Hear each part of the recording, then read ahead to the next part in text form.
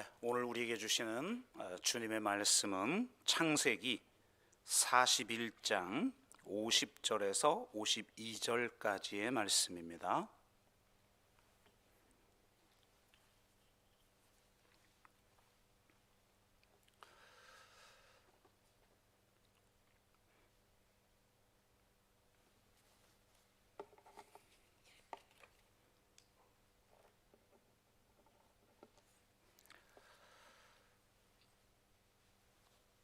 네, 창세기 41장 50절에서 52절 말씀을 우리가 한 목소리로 같이 읽도록 하겠습니다. 같이 읽습니다.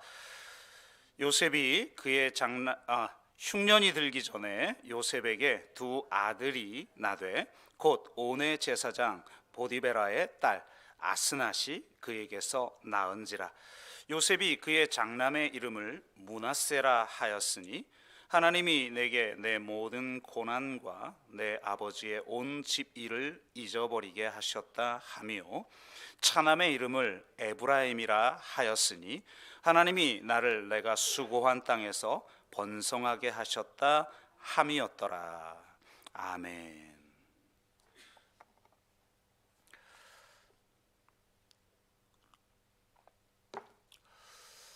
네, 오늘 이 자리에 참여한 모든 사랑하는 성도님들과 또 온라인 예배를 드리고 계시는 우리 성도님들 사랑하고 축복합니다. 원래 오늘은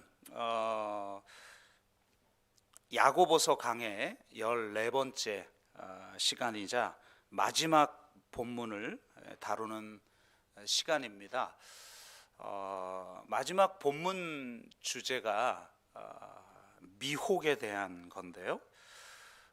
미혹이라고 하면 이단 문제와 이제 종교 중독 문제를 좀 다루어야 하는데요. 특히 이 종교 중독 문제는 전통교회 내에서도 심각한 문제이기 때문에 이 문제를 좀 다루려고 했습니다.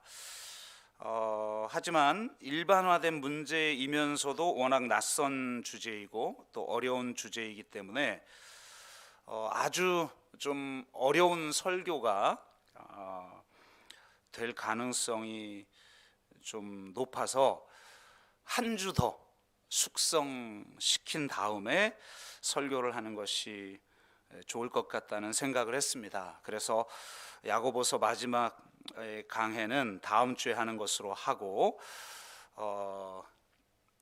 그냥 일반적인 주제를 가지고 오늘 좀 말씀을 드리도록 하겠습니다. 현재 우리가 혁명가족 영성 차원에서는 생태 운동을 하고 있고 성자적 영성 차원에서는 감사 운동을 하고 있는데요.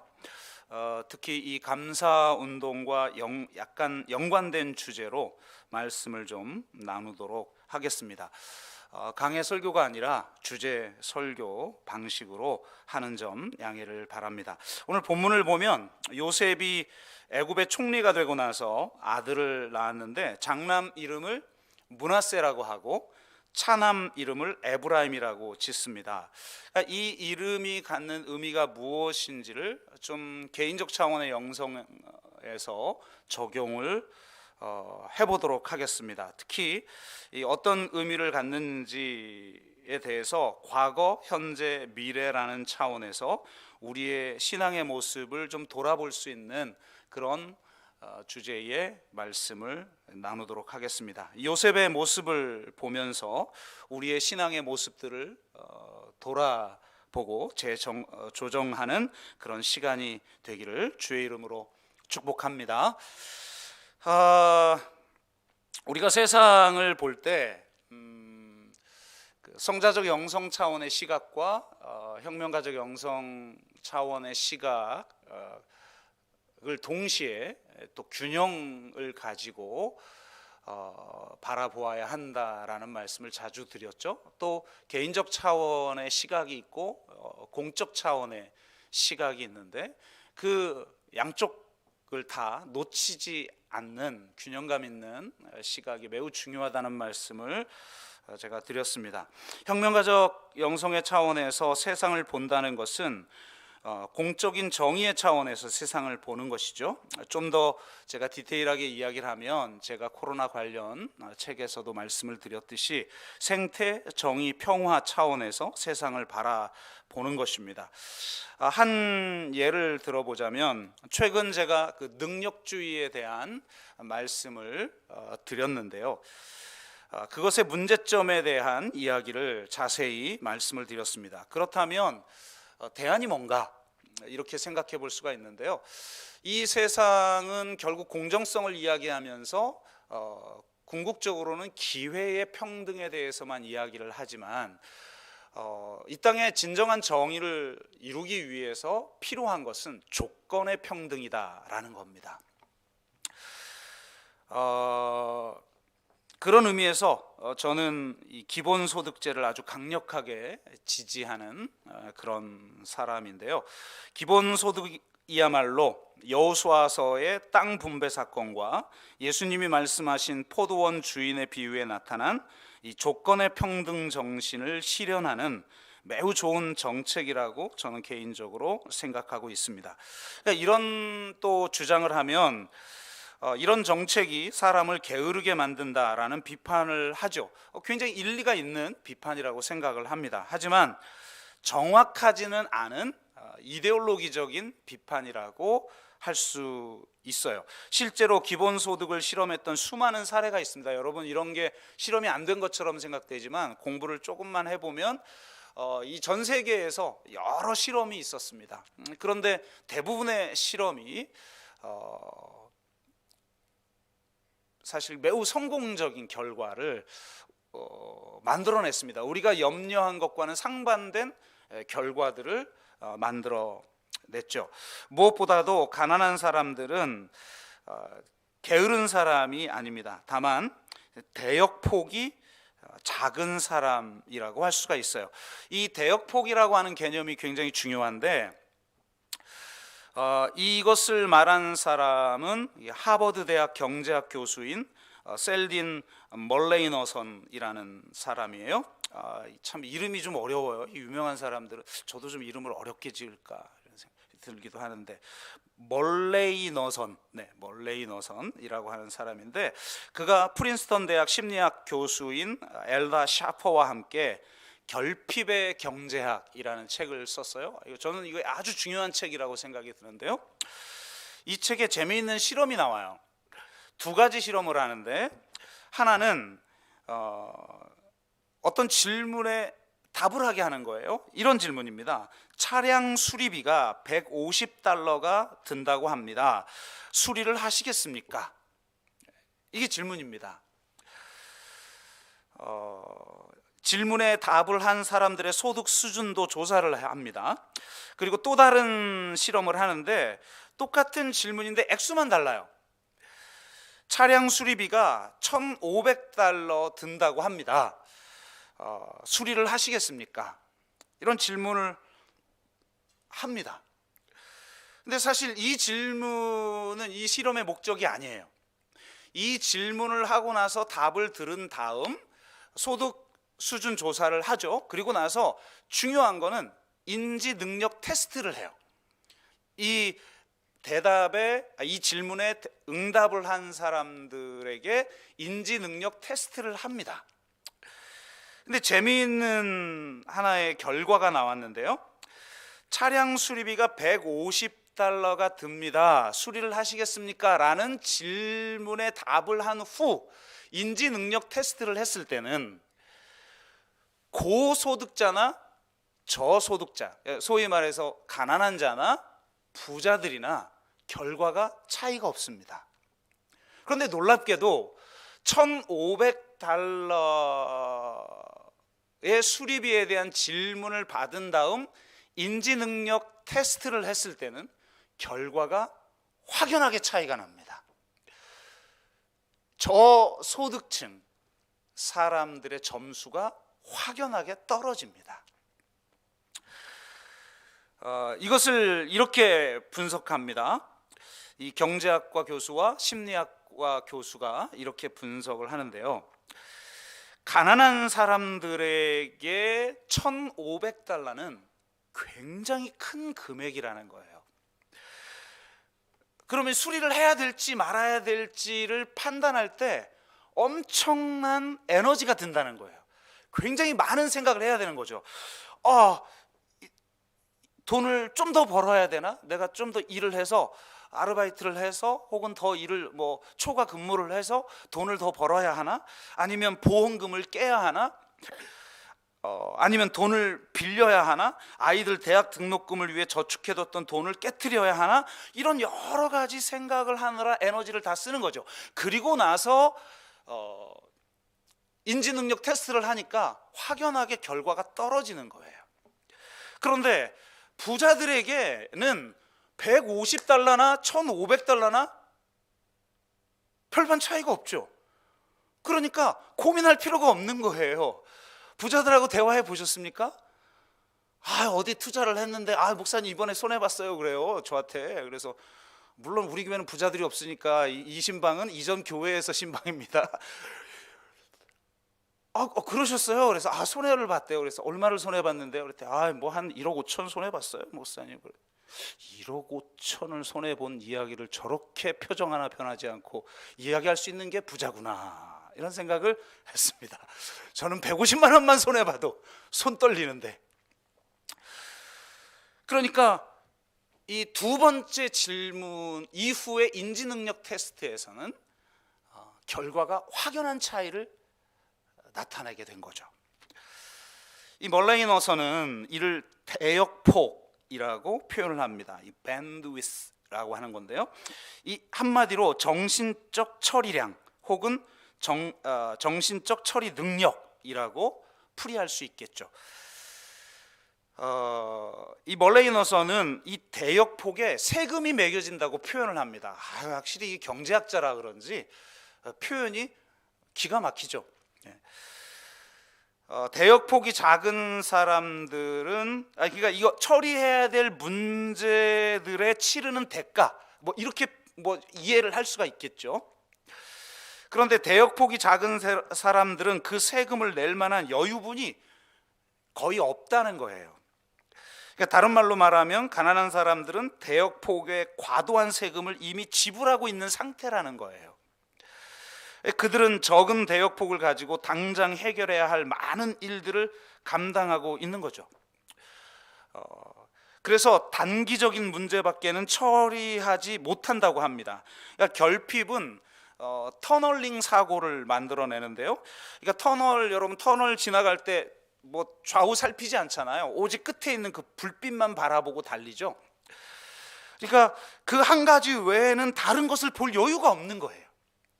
그러니까 단기적인 문제를 처리하기도 벅찬 상태인데 닥치는 문제는 너무 많은 그런 상태에 있다는 거예요.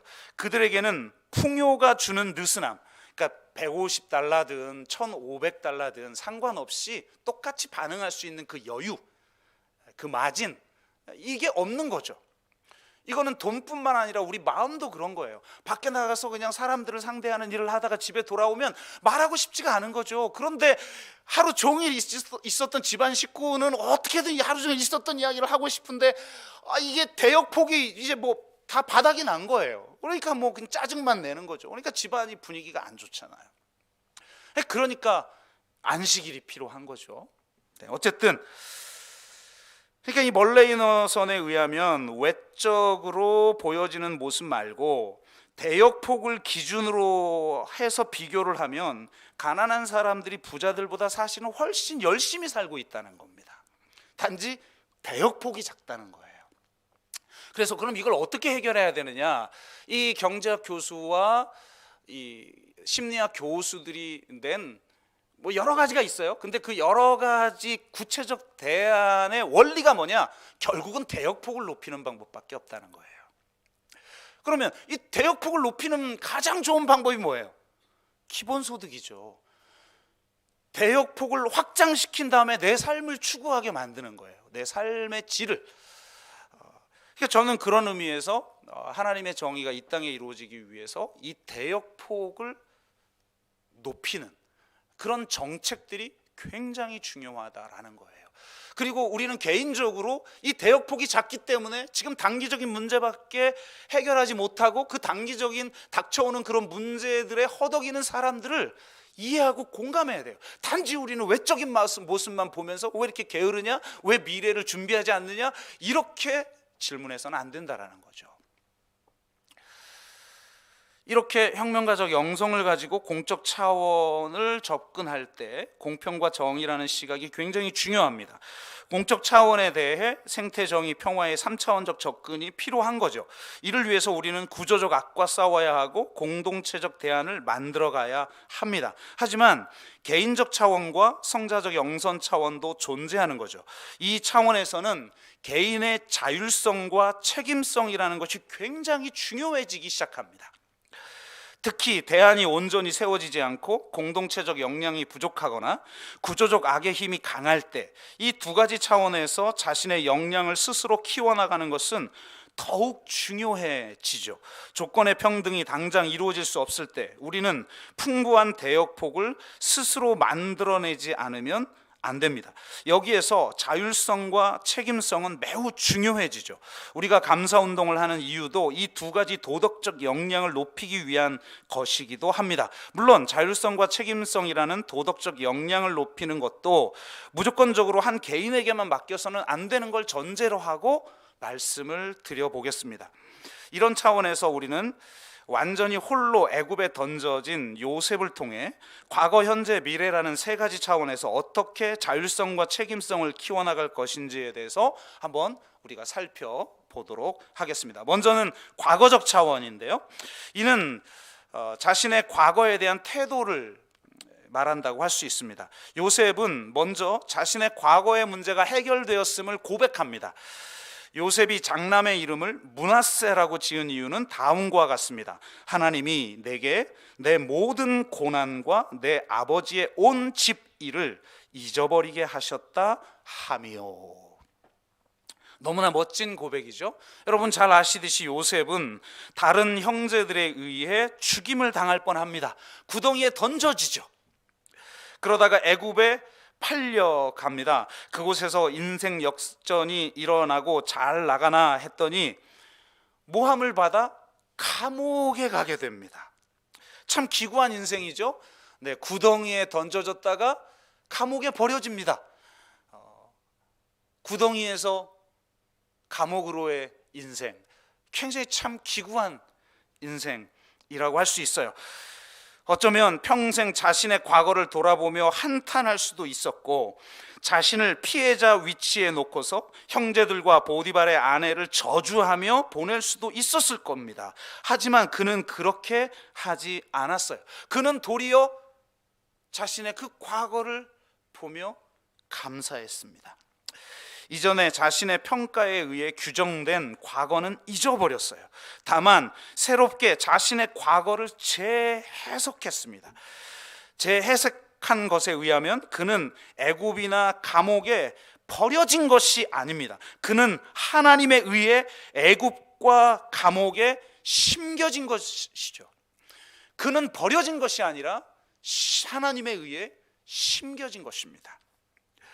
그 과정을 거쳐 하나님은 요셉을 애굽의 총리로 삼으셨죠. 창세기 50장 20절, 당신들은 나를 해하려 하였으나 하나님은 그것을 선으로 바꾸사 오늘과 같이 많은 백성의 생명을 구원하게 하셨나니, 이렇게 고백합니다. 여러분, 총리가 된 것 자체가 중요한 게 아니에요. 총리라는 방법이 아니어도 하나님은 요셉을 통해 하나님의 백성의 공동체를 보존케 하셨을 거예요. 그는 이 과정을 통해 하나님의 뜻이 이루어졌다라고 고백합니다. 자신이 구덩이에 던져지고 감옥에 버려진 것처럼 외적으로 볼 땐 그렇게 보이는 인생이지만 결국은 이 과정들을 통하여서 하나님이 당신의 뜻을 이루셨다는 거예요.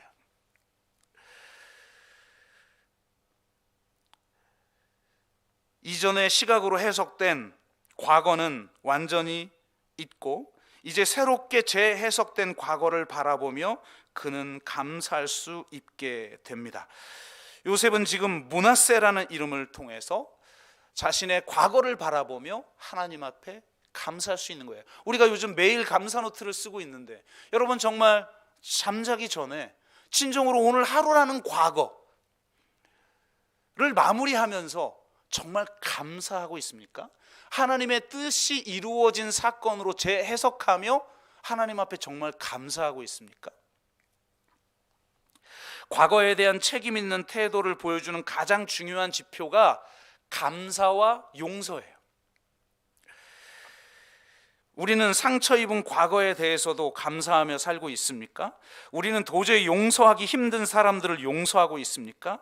요셉은 감사할 뿐만 아니라 용서했어요. 창세기 45장 5절, 당신들이 나를 이곳에 팔았다고 해서 근심하지 마소서. 지금 자기를 죽이려고 한 형제들을 향해 이렇게 말하고 있는 거예요.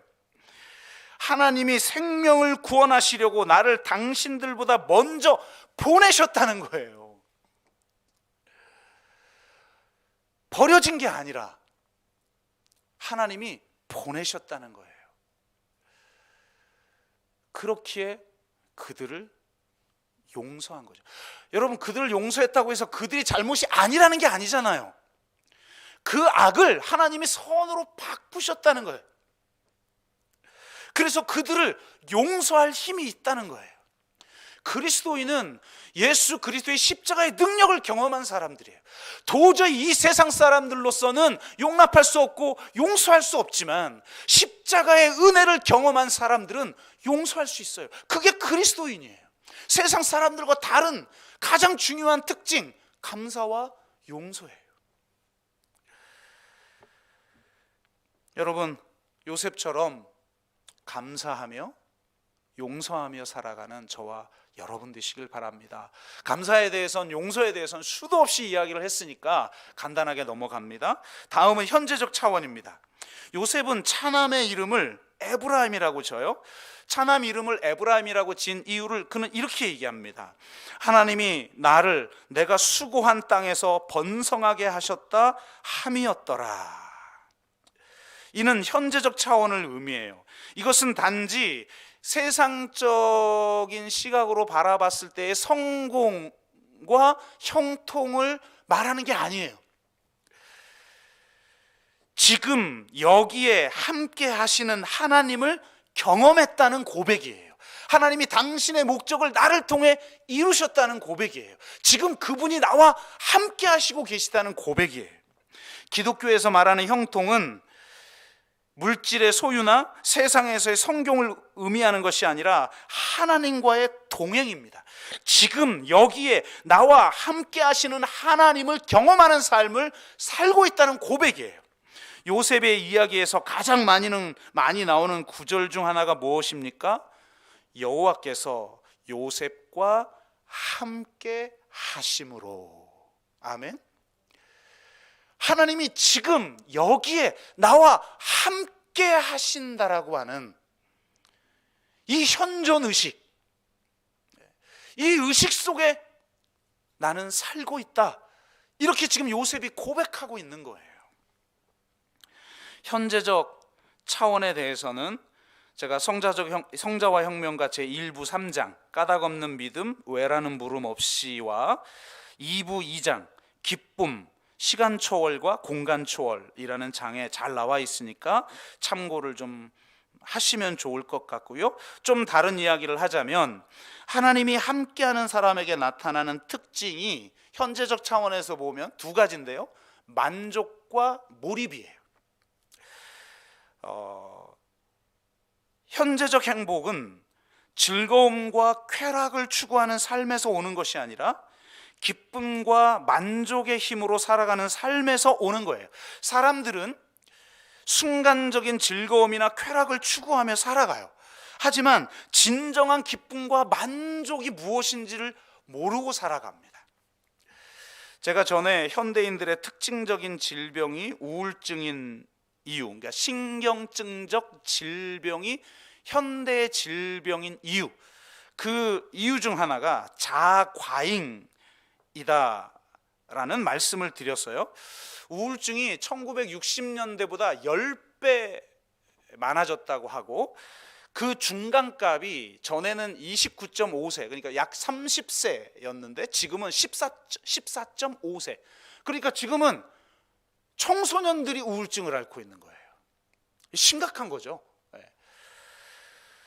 이렇게 된 이유 중 하나가 자아 과잉인데, 자아 과잉이 물론 여러 이유가 있습니다. 과도한 경쟁, 그 양극화, 뭐 수많이 있겠지만 지금은 이제 개인적 차원의 어떤 영성을 이야기하는 거니까, 이 자아 과잉, 그 이유 중 하나가 자아 과잉이에요. 너무 자아가 부풀려져 있어요, 우리는.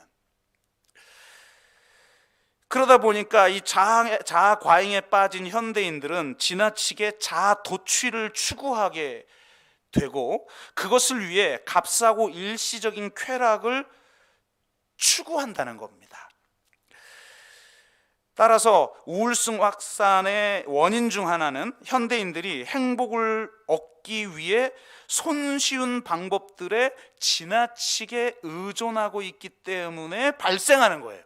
SNS, 스트리밍 서비스, 여러분 요즘 10,000원이면 뭐 세계적으로 유명하고 재밌는 영화를 한 달 내내 볼 수 있잖아요. 텔레비전, 온라인 쇼핑, 게임, 인스턴트 식품, 각종 약물, 섹스 등등, 우리는 손쉽게 즐거움과 쾌락이라는 차원의 행복을 얻을 수가 있어요. 하지만 이것은 진정한 기쁨이 아니며 또한 더 큰 갈증만 만들어내죠. 이 증폭된 갈증을 채울 수 없는 데서 오는 슬픔과 그 분노를 처리하지 못해서 우울증에 빠지게 되는 거예요. 현대인들의 멘탈이 쉽게 깨지는 유리알이 아니라 쉽게 터지는 비누 거품이 되고 있지는 않는가 하는 우려의 마음을 갖게 됩니다. 쾌락이나 즐거움이 아닌 진정한 기쁨을 추구하는 삶이 되어야 해요. 훈련의 고통을 감내하며 지금 최선을 다하는 삶을 통해 누리는 그 만족, 일시적 쾌락이 아닌 진정한 삶의 만족, 그 만족을 추구하는 삶을 살도록 도와줘야 돼요. 그리고 우리는 그런 삶을 추구해야 해요. 또 하나, 우리가 지금 여기서 진정한 현재를 살면 기쁨을 누리며 살 뿐 아니라, 만족을 누리며 살 뿐 아니라 자신의 일에 진정으로 몰입하며 살아갈 수 있습니다. 몰입에 대해서는 몰입의 즐거움과 플로우라는 책을 쓴 칙센트 미하이, 이 사람도 이름이 어려워요. 칙센트 미하이라고 하는 사람이 가장 잘 정리를 해놓은 것 같아요. 칙센트 미하이는 몰입의 경험을 구성하는 요소로 8가지를 이야기하는데, 도전적인 일, 정신 집중, 뚜렷한 목표, 즉각적인 피드백, 쉬운 몰입, 주체적 행위, 자의식의 부재, 시간 가는 줄 모름 등이라고 할 수가 있는데요. 이 중에 제가 한 가지만 이야기하자면, 직접 여러분 한번 읽어보세요. 굉장히 여러분의 삶에, 그 현재적 삶에 좀 도움이 되는 책이니까. 몰입은 본인이 하는 일에, 본인이 하고 있는 행위에 온전히 집중하는 거예요. 그러니까 몰입이란 플로우라고 알려진 경험을 의미하는데, 다른 어떤 일에도, 그러니까 하나의 완전한 흐름 속에 자신을 맡기는 거죠. 그래서 이 행동과 각성이 통합되어 있는 상태. 좀 어렵습니다.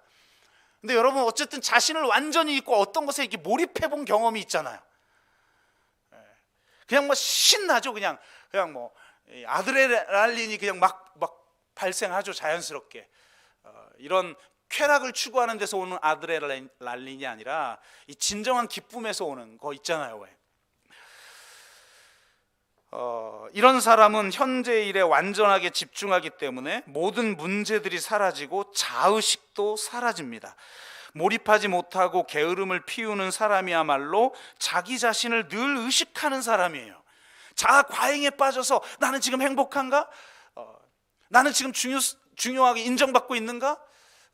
계속 자기를 반추하느라고 삶에 집중하지를 못하는 거죠. 남이 나를 어떻게 볼까 염려하느라 자신 있게 실천하지 못하는 거예요. 그러나 몰입을 경험하는 사람들은 자기 자신을 완전히 잊습니다. 자기 자신을 인식하지 않는 사람이야말로 진정한 자존감의 상태에 있는 사람이라고 할 수가 있어요.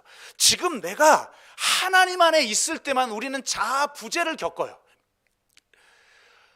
지나친 자아 과잉 속에서 늘 자기를 인식하고 있어요. 우울증에 안 걸릴 수가 없죠. 내가 추구하는 그 자아와 현실의 괴리가 너무 큰데요.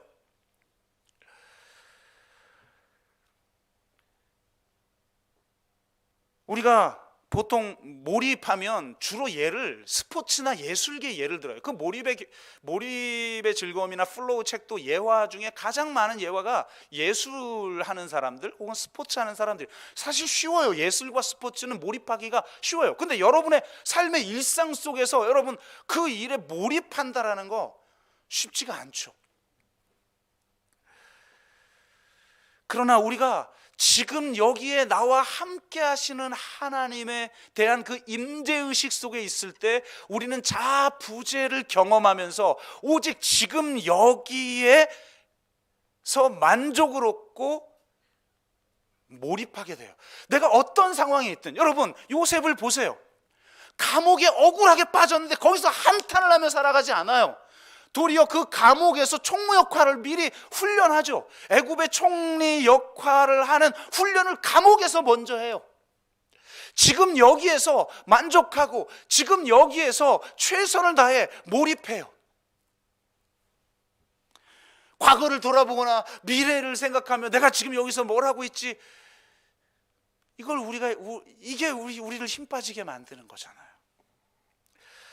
현재에 대한 열정은 하나님 안에 있을 때만 가능해요. 열정이라는 영어 단어도 enthusiasm이라는 단어인데 그게 in theos에서 온 말이에요. in theos, theos가 뭐냐면 하나님이라는 말이에요. 헬라어. 하나님 안에 있을 때 지금 여기에서의 삶의 열정이 여러분 일어나는 줄로 믿습니다. 그러니까 여러분 정말 항상 쉬지 않고 기도해야 해요. 하나님의 임재의식 속에서 살아가는 거예요.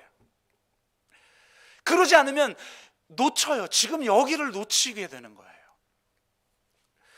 여러분 요셉처럼 어느 환경에 있든지 자기 삶에 대해서 만족하고 몰입할 수 있기를 주의 이름으로 축복합니다. 그게 또한 어려움을 자연스럽게 어려움에 집착한다고 어려움을 이기는 게 아니에요. 내가 현재에 대한 그 열정을 회복할 때 이겨요. 제가 이번 주에 페이스북에 어느 분이 댓글을 달았더라고요. 근데 굉장히 좀 힘든 일을 겪었던 분이신데 목사님 책 선전하겠네. 성자와 혁명가를 본인이 반복해서 읽었대요. 그러면서 어려움을 이길 수 있었어요. 이렇게 댓글을 달아주셨더라고요. 참 고맙다 이런 생각이 드는데요. 주로 성자적 영성에서 이 현재의 삶 속에서 우리가 어떻게 살아갈 건가에 대해서 굉장히 많이 해놨으니까 여러분 참고를 해주시면 좋겠고, 오늘 요셉의 삶을 통해서는 진짜 순간적인 쾌락을 추구하는 삶이 아니라 정말 지금 여기에서 최선을 다해서 하나님의 임재 속에 살아가는 삶, 그래서 만족과 몰입을 하며 살아가는 그런 행복한 삶을 살아가는 저와 여러분 되시길 바랍니다. 마지막으로 미래적 차원인데요, 미래적 차원은 긍정성과 의미성이라는 차원으로 이야기를 할 수 있을 것 같아요. 미국 심리학회장을 역임한 마틴 셀리그만은 긍정심리학이라는 책에서 낙관적인 사람의 특징을 영속성과 파급성으로 이야기를 합니다. 첫째 요소는 영속성이에요. 자, 힘든 일이 발생을 했어요. 고난이 나에게 지금 왔어요. 이때 낙관적인 사람과 비관적인 사람의 차이가 있다는 거예요. 이 영속성의 문제인데, 비관적인 사람들은 그 힘든 일의 원인에 영속성을 부여한다는 거예요. 그러니까 변화될 수 없는 영속적인 어떤 특징 때문에 내가 지금 실패했어, 그리고 내가 이렇게 힘들어. 그러니까 어떤 고난이 닥칠 때 내가 지금 하고 있는 일을 쉽게 포기하는 사람들의 특징은 그 실패의 원인, 그 힘든 일의 원인에 영속성을 부여한다는 거예요. 그런데 반면 낙관적인 사람은 그 힘든 일 혹은 내가 실패한 그 일에 일시성을 부여한다는 거예요. 참 굉장히 중요한 특징이죠. 그래서 힘든 일에 대해서 뭐 항상 전혀, 제가 이거는 강박 증세가 있는 사람들이 이런 단어를, 완벽주의적인 강박적인 사람들이 이런 단어를 많이 쓴다고 그랬죠. 당신은 항상 그 모양이야, 전혀 희망이 없어, 뭐 이런 용어를 많이 쓰는 사람들, 문제가 있죠. 이게 비관주의자들이 항상, 전혀 이런 단어를 쓴다는 거예요. 근데 낙관적인 사람들은 요즘 힘든 거죠. 그냥 항상 힘든 게 아니라 요즘 가끔 이렇게 문제를 해석한다는 거예요. 정반대로, 그러면 일이 잘 될 때, 형통한 일이 있을 때 비관주의적인 사람들은 이걸 거꾸로 적용한다는 거예요. 일이 잘 된 것의 원인에 일시성을 부여한다는 거예요. 어쩌다 잘 됐겠지.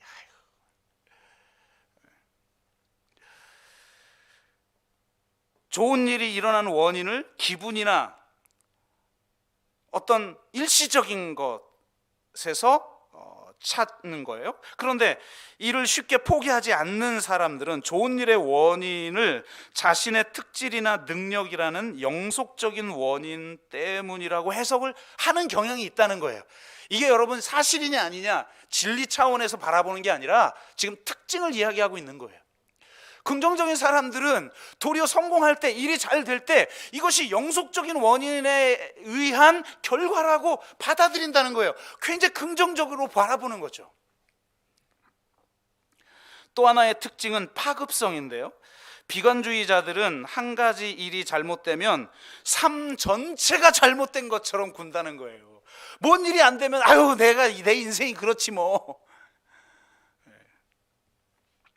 자신의 실패를 보편적인 것으로 해석한다는 거예요. 한 가지 실패를 다른 영역까지 파급시켜 버리는 거예요. 반면 한 가지 실패를 특수한 예로 여기는 사람들은 낙관주의자인 거예요. 그냥 잘못된 일 혹은 실패한 일, 그 일만 본다는 거예요. 그러나 다른 일은 잘 되고 있지. 특수하게 바라본다는 거예요. 보편적으로 바라보지 않고. 그러니까 잘 되지 않는 어떤 일들을 다른 일에 파급시키지 않아요. 근데 우리는 하나님이 은혜를 엄청 주셨는데도 뭐 하나 잘못되면 내 인생이 왜 그래? 요즘 난 너무 우울해. 우울증 안 걸릴 수가 없죠. 그럼 일이 잘 될 때, 그러니까 항상 이걸 거꾸로 적용해요. 일이 잘 되면 비관주의자들은 이걸 특수하게 여긴다는 거예요. 다른 일로 파급시키질 않아요. 반면 낙관주의자들은 좋은 일이 발생을 하면 자신이 하는 모든 일에 이게 보탬이 되겠지라고 생각을 한다는 겁니다. 한 가지 좋은 일을 보편적으로 적용하고 다른 일에까지 파급을 시킨다는 거예요. 이처럼 영속성과 파급성을 통해 낙관주의자들은 미래에 대한 낙관적 기대 속에 살아간다고 그는 분석합니다. 굉장히 중요한 지점을 이야기했다고 저는 생각해요. 우리 그리스도인은 어떻게 영속성과 파급성을 통해 미래에 대한 기대를 가지는 것일까요?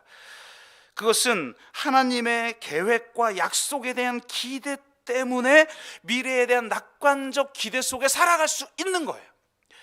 하나님이야말로 궁극적인 영속성의 원천 아니십니까? 어제나 오늘이나 동일한 하나님 아니십니까? 우리에게 약속을 하시고 그 약속을 변치 않고 지키시는 신실한 하나님 아니십니까? 하나님은 우리와 언약을 맺으시고 그 언약을 반드시 성취하시는 그런 하나님 아닙니까? 그분의 뜻은 특정한 한두 가지 일이 아닌 우리 삶 전체의 파급력을 갖고 있습니다. 하나님은 특정한 한두 가지 일만이 아니라 우리 삶 전체를 통해 일하기를 원하시는 줄로 믿습니다. 그러므로 여러분 한두 가지 좋은 일이 있을 때마다 내 전체의 삶 속에서 이미 일하고 계신 하나님을 발견하시기를 주의 이름으로 축복합니다. 그래야만 미래에 대한 낙관적 기대 속에 살아가는 거예요. 현실적이지 않은 그런 삶을 살아가라는 말이 아니에요. 현실적이되 믿음을 가지고 소망 속에 살아가라는 거예요. 그렇기에 이 긍정성이야말로 그리스도인의 가장 중요한 특징이라고 할 수 있습니다. 물론 제가 이 긍정성을 넘어서는 신뢰성이 가장 중요하다는 것은 이미 말씀을 드렸으니까 뭐 이렇게 다른 조건을 달지 않아도 여러분이 적절하게 이해할 거라고 믿습니다. 하지만 긍정성보다 중요한 것이 의미성이라고 할 수 있어요. 여러분, 의미는 어떻게 만들어집니까? 의미란 한 개인이 자신보다 더 큰 무엇과 연결되었다라는 느낌에서 오는 거예요. 내 삶이 더 큰 무엇의 일부임을 깨달을 때 의미를 느끼게 되는 거예요. 현대인들이 왜 이렇게 의미 없는 삶을 살아가는가? 왜 지금 현재 순간적 쾌락에만 의존하며 살아가는가? 그것은 나보다 더 큰 무엇과 연결되어 있지 않은 거예요. 내 삶이 아무리 초라해 보여도, 내가 구덩이에 던져지고 내가 감옥에 던져졌어도 이것이 하나님의 이룰 사명을 이루기 위한 하나의 과정이다 라고 여기는 사람과 그렇지 않은 사람의 차이를 생각해 보세요. 나의 미래에 대한 기대를 가질 때에 나의 삶이라는 게 더 큰 무엇과 연결되어 있다는 걸 깨닫는 사람의 삶과 그렇지 못한 사람의 삶을 한번 비교해 보세요. 다르죠. 우리 개인의 삶은 아무리 초라해 보여도 더 큰 하나님의 구원의 역사의 일부인 줄로 믿습니다. 우리 삶의 이야기는 하나님의 위대한 구원 이야기의 일부인 것입니다. 그렇기에 내 삶에 의미가 있고 우리는 하나님의 구원의 역사가 내 삶 속에 이루어질 걸 기대하며 살아가게 되는 거예요. 창세기는 하나님을 므낫세의 하나님과 에브라임의 하나님으로 고백한 요셉의 죽음으로 마무리가 됩니다. 창세기 마지막 절 50장 24절 26절은 이렇습니다. 요셉이 그의 형제들에게 이르되 나는 죽을 것이나 하나님이 당신들을 돌보시고 당신들을 이 땅에서 인도하여 내사 아브라함과 이삭과 야곱에게 맹세하신 땅에 이르게 하시리라 하고, 요셉이 또 이스라엘 자손에게 맹세시켜 이르기를 하나님이 반드시 당신들을 돌보시리니 당신들은 여기서 내 해골을 메고 올라가겠다 하라 하였더라. 요셉이 100세의 죽음에 그들이 그의 몸에 향재료를 넣고 애굽에서 입관하였더라. 이것이 창세기의 마지막이에요. 여러분, 이 마지막 요셉의 고백이 얼마나 멋있습니까? 여러분, 당대 최고의 대제국의 2인자예요.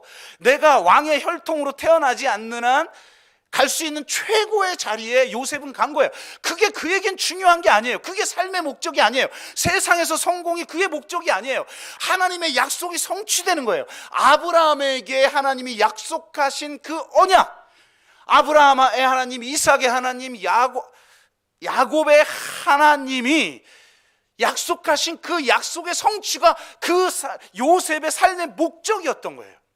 그래서 대제국 애굽에서 총리의 후손으로서 그 자손이 살아가기를 원하는 것이 아니라 그들이 하나님이 약속하신 땅 가나안 땅에 들어가서 새로운 나라를 세우실 것을 알 수도 없는 몇백 년 후에 일어날 그 미래의 일에 대한 기대를 가지고 그는 믿었어요.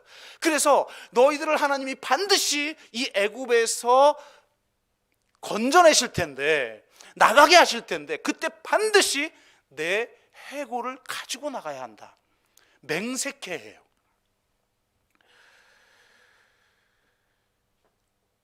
그리고 이 일은 성취됩니다. 여호수아서 마지막 장을 보면 요셉이 가나안 땅 중에 그 세겜이라는 땅이 있어요. 그 세겜 땅에 장사되었다라는 이야기로 여호수아서가 마무리돼요. 그래서 저는 개인적으로 모세 5경보다 모세 6경서를 더 지지합니다. 모세 5경의 마지막 책은 신명기죠. 새로운 율법이에요. 이것도 중요합니다. 구체적인 삶의 일상 속에서 우리에게 주신 하나님의 그 말씀을 지켜내며 살아가는 삶. 그런데 이런 율법보다 더 중요한 건 하나님의 구원 이야기예요. 성경은 하나님의 구원 이야기예요. 내러티브적으로 성경을 이해해야 되는 거예요. 하나님의 거대한 구원의 이야기인데 왜 모세 육경으로 봐야 되느냐? 바로 창세기에서 아브라함, 믿음의 조상 아브라함에게 한 약속이 최종적으로 어디서 성취되느냐? 여호수아서에서 성취되어지고, 요셉이 그렇게 마지막 창세기 마지막 장 마지막 절에서 내 시신을 반드시 가지고 가서 내 해골을 그 약속의 땅에 묻어야 한다라고 하는 그 마지막 유언의 성취가 여호수아서에서 성취돼요. 그래서 저는 모세 육경이라고 봐야 되지 않나? 그렇게 저는 보고 있습니다. 그러니까 나의 삶이라는 게 아무리 여러분 개인적으로 바라볼 때 초라하고 별 볼 일 없는 것처럼 보여지고, 때로는 구덩이에 던져진 것 같고, 때로는 감옥에 버려진 것 같을 때 하나님이 보내셨다는 사실, 하나님이 그곳에 심으셨다라는 사실을 반드시 기억해야 해요. 옮기실 때도 하나님이 옮기셔요. 애굽에서 가나안으로 옮기시잖아요. 중요한 건 하나님의 인도하심이에요. 하나님의 그 삶의 목적이, 그 구원의 이야기가 내 삶 속에 연결되어 있고 그것이 성취되어지는 것이 내 삶의 의미를 만들어낸다는 사실이에요. 여러분은 무엇을 위해서 살아가고 있습니까? 어떤 기대 속에 살아가고 있습니까? 그저 세상적인 성공? 세상 사람들에게 인플루언서가 되는 거? 영향력을 끼치는 사람이 되는 거? 그게 아니에요. 하나님이 여러분의 인생 가운데 간섭하셔서 여러분을 하나님의 구원의 이야기의 일부로 삼으신다라는 것, 그것을 기대하십시오. 하나님의 일하심을 기대하세요. 내가 얼마나 잘났냐 못났냐 하나도 중요하지 않아요. 물론 최선을 다해서 나 자신을 준비시켜야죠. 사명받은 사람은 헛되게 살아가지 않아요. 말씀을 맺습니다. 여러분의 하나님은 어떤 하나님이십니까? 므낫세의 하나님이십니까? 그렇다면 감사와 용서의 삶을 살아가십시오. 여러분의 하나님은 에브라임의 하나님이십니까? 그렇다면 만족과 몰입의 삶을 살아가십시오. 또한 약속을 성취하시는 신실하신 하나님이십니까? 그렇다면 미래에 대한 긍정성과 삶의 의미성을 가지고 온전히 사명을 감당하며 살아가는 요셉과 같은 분들이 되시기를 주의 이름으로 축복합니다. 기도하겠습니다.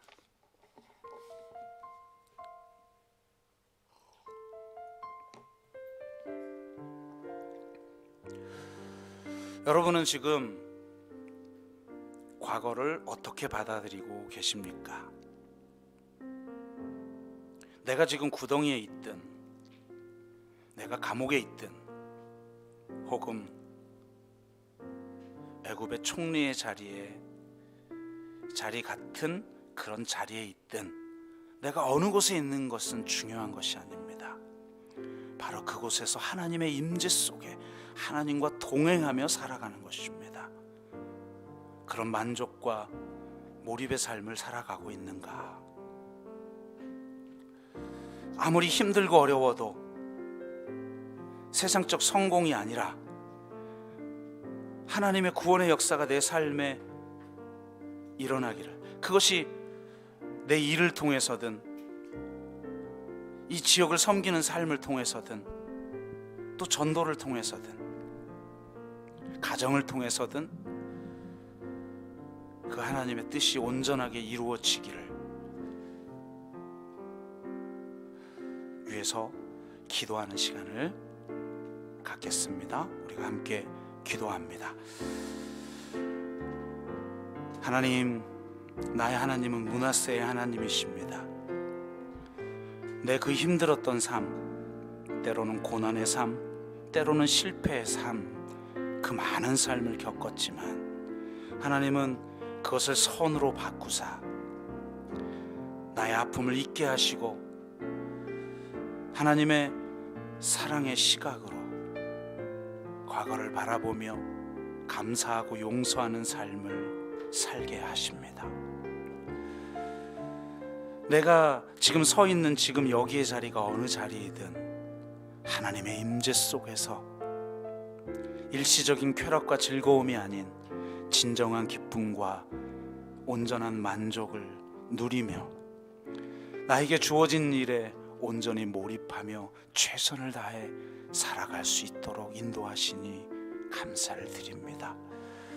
주님 앞이 캄캄할 때조차도 내 삶이 하나님의 구원의 역사에 구원의 이야기의 일부임을 믿고 내 삶을 통해 역사하실 하나님을 기대하며 살아가는 그런 복된 삶이 될 수 있도록 인도하여 주옵소서.